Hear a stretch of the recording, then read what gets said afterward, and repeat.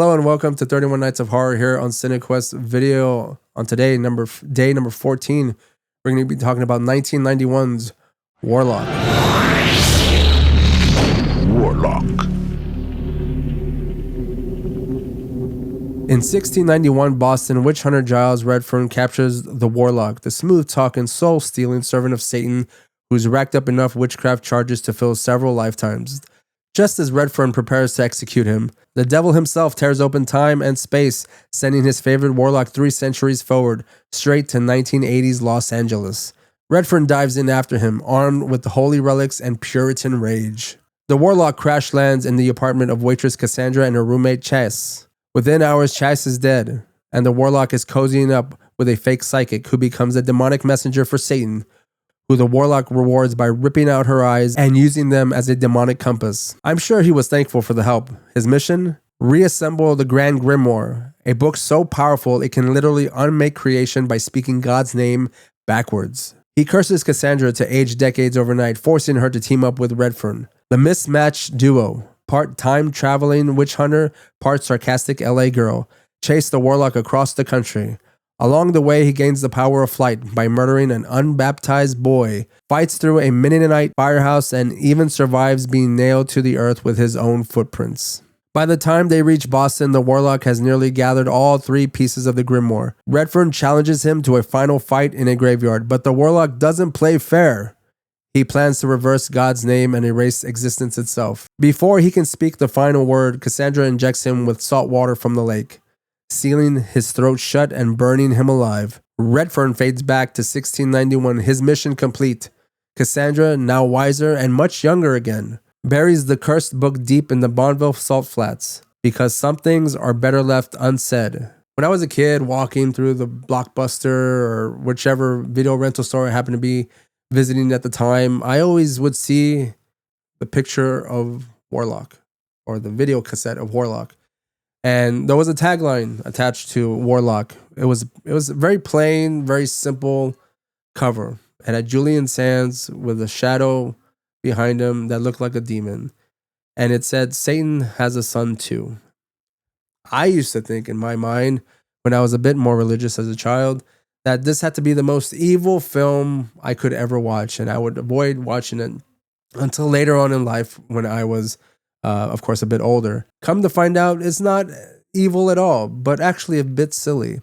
It's a very fantastical type of movie, less horror, it seems, even though it has a whole demon and Satan aspect to it.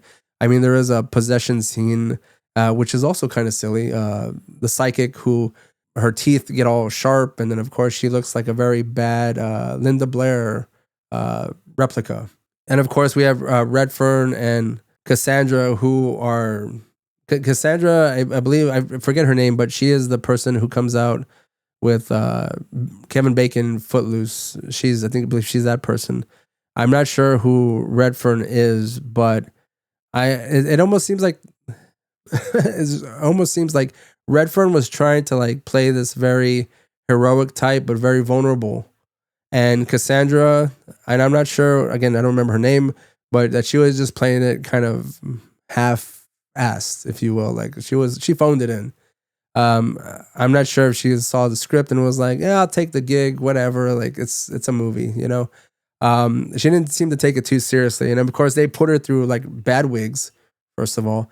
And then whenever they age her in the film, I mean, that makeup looks terrible. I mean, even if they're trying to make her look old, they succeeded, but in a very terrible way. Like it's just not done well. And the wig looks terrible on her. And then you have Julian Sands, who's great in the movie. He's really trying to play it for it seems like a very studious demon or child of Satan, if you will.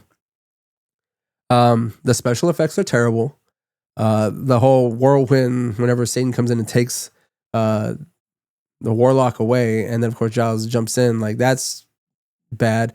And of course you have Julian Sands, the warlocks, powers of like fire or whatever it is. Like it's just extremely cartoonish. I'm pretty sure they had better effects at that particular time, and that just seems, it's just terrible. This movie is like really, really dated. like I said, this movie is fantastical, and it's also just very silly in the way it's in all of its delivery. Though I feel like everyone's playing a part in a different movie. That's what it seems like. Everyone's off in their own world, acting in a certain movie that none of them really signed up for, or they did, and they're just like they all got a different script and a different way to play each character because the tonal difference between all of them is strange, and it's gives the pacing of the film like it's all off. But I will say I'd recommend it if you are a fan of Julian Sands. You can watch this film. You know, R.I.P. the great Julian Sands. Unfortunately, he did pass away. Um, I'm not too familiar with the other actors in this film, whether they are alive or not, unfortunately. But if they are, good for them. If they aren't, that sucks. And like our past film, if you like bad 90s graphics, strange tonal differences in the acting styles, specifically on what movie they are actually in, and just a silly premise of speaking God's name backwards, and it's going to undo creation because who makes up these rules? I don't know. And I'm pretty sure if that's the main key to undo creation, to speak God's actual name backwards, you gotta have a better plan than that. But anyways, Warlock is streaming somewhere if you choose to watch it, or if you haven't. I think I've seen part 2. I think I like that one a little bit better.